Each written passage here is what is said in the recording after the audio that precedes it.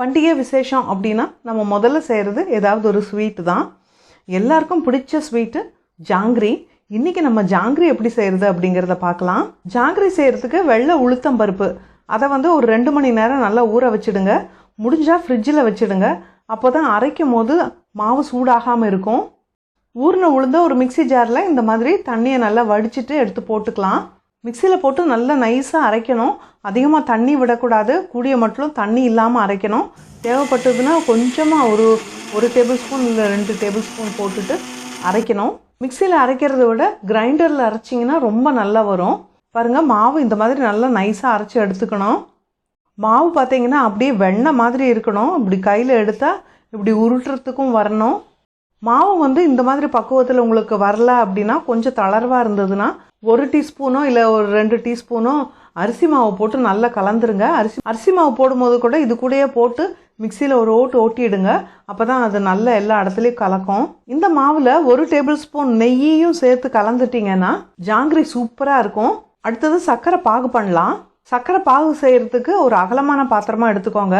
1 cup உளுந்துக்கு 2 cup சர்க்கரை போடணும். 1.5 cup தண்ணி சேர்த்து இதை கொதிக்க வைக்கலாம். சர்க்கரை பாகு ஒரு மிதமான தீயில வச்சு அது கொதிச்சுட்டு இருக்கட்டும். அதுக்குள்ளே மாவு கொஞ்சம் கலக்க வேண்டி இருக்குது. நம்ம கலந்துட்டு வந்துடலாம். அரைச்சி வச்சுருக்கிற இந்த மாவில் கொஞ்சமாக கேசரி பவுடர் சேர்த்து நல்லா கலக்கலாம். இந்த மாவை கலக்கும் போதே நெய்யும் 1 டேபிள் ஸ்பூன் போட்டு நல்லா கலந்துடலாம். இந்த மாவு இப்போது நல்லா கலந்தாச்சு. ஜிலேபி புளியறதுக்கு ஒரு பிளாஸ்டிக் கவர் எடுத்துக்கலாம். நீங்கள் பால் கவர் கூட எடுத்துக்கலாம். நான் ஒரு ஜிப்லாக் கவர் எடுத்திருக்கேன். இதில் இந்த கலந்த மாவை உள்ளே போட்டுக்கலாம். போட்டுட்டு நல்லா மேலே மூடிட்டு இந்த முனையில் கொஞ்சமாக கட் பண்ணி விட்டுடலாம். அது ரொம்ப சின்னதாக கட் பண்ணணும், இல்லைன்னா தடியாக வந்துடும். அளவு போதுமா அப்படிங்கிறத புழிஞ்சு பார்த்துட்டு அதுக்கப்புறமா தேவைப்பட்டதுன்னா கொஞ்சம் பெருசாக கட் பண்ணிக்கலாம். கலந்து வச்சுருக்கிற மாவு மேலேயே இந்த மாதிரி புழிஞ்சு ப்ராக்டிஸ் பண்ணிக்கலாம். முதல் தடவை புளியும் போது கொஞ்சம் சரியாக வராது. அதுக்கப்புறம் போக போக சரியாயிடும். 2-3 ஜிலேபி சுற்றுற வரைக்கும் கை பழக்கம் வராத மாதிரி தான் இருக்கும். மறுபடியும் சுத்த வந்துடும். இந்த மாதிரி கவரில் மட்டும் இல்லைங்க, முறுக்கச்சு கூட இப்போ இந்த ஒரே ஒரு சின்ன ஓட்டை இருக்கிற மாதிரி வருது. இந்த முறுக்கு பிடியில் நல்லா சிரிஞ்சில் புளியிற மாதிரி ஈஸியாக வரும். இந்த முறுக்கச்சை பற்றி நான் ஏற்கனவே வீடியோ போட்டிருக்கேன், பாருங்கள். பார்த்திங்கன்னா சக்கரை பாகும் கொதிச்சிருச்சு. சக்கரை பாகு ஒரு 5-6 நிமிஷத்துக்குள்ளேயே ரெடி ஆகிடும். சக்கரை கொதிச்சு கொஞ்சம் அந்த பிசுபிசுப்பு தன்மை வரணும். ஒத்த கம்பி பதம் வந்ததும் இறக்கி வச்சிடலாம். அது கூட கொஞ்சமாக கேசரி கலர் கலந்துக்கலாம். ஒரு 1/2 டீஸ்பூன் அளவுக்கு வெண்ணிலா எசன்ஸ் போட்டுக்கலாம். எல்லாத்தையும் சேர்த்து கலந்து எடுத்து பக்கத்தில் வச்சிடலாம். இப்போது எண்ணெய் ஊற்றி ரெடியாக வச்சுருக்கேன். இந்த வானிலே ஜிலேபி சட்டின்னு சொல்லுவாங்க.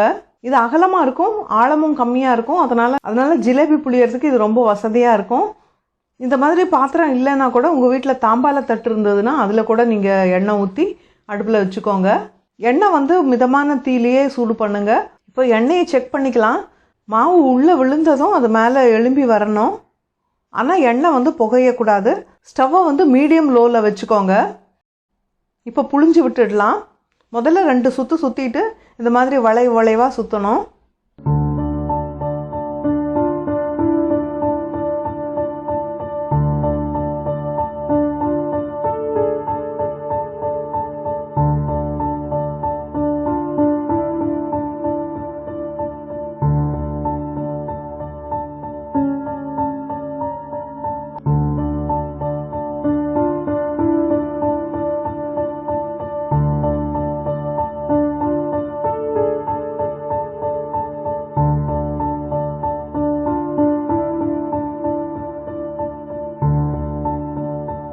இப்போ அதை அப்படியே மெதுவாக அப்பப்போ திருப்பி விட்டு வேக விடணும்.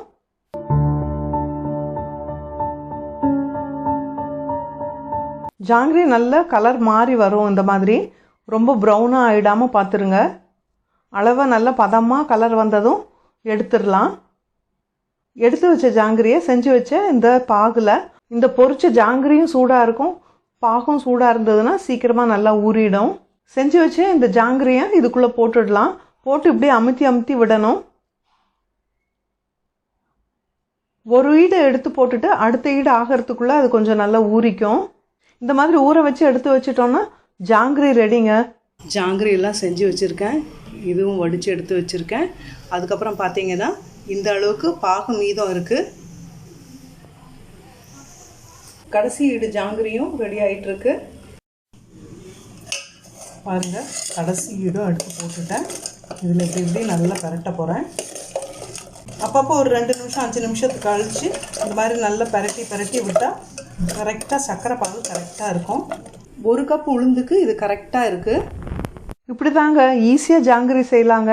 இந்த வாட்டி நீங்களும் உங்கள் வீட்டில் ஜாங்கிரி செஞ்சு பாருங்கள். செஞ்சு பார்த்துட்டு எப்படி வந்துச்சு அப்படிங்கிறது நம்ம கமெண்ட் பாக்ஸில் சொல்லுங்கள்.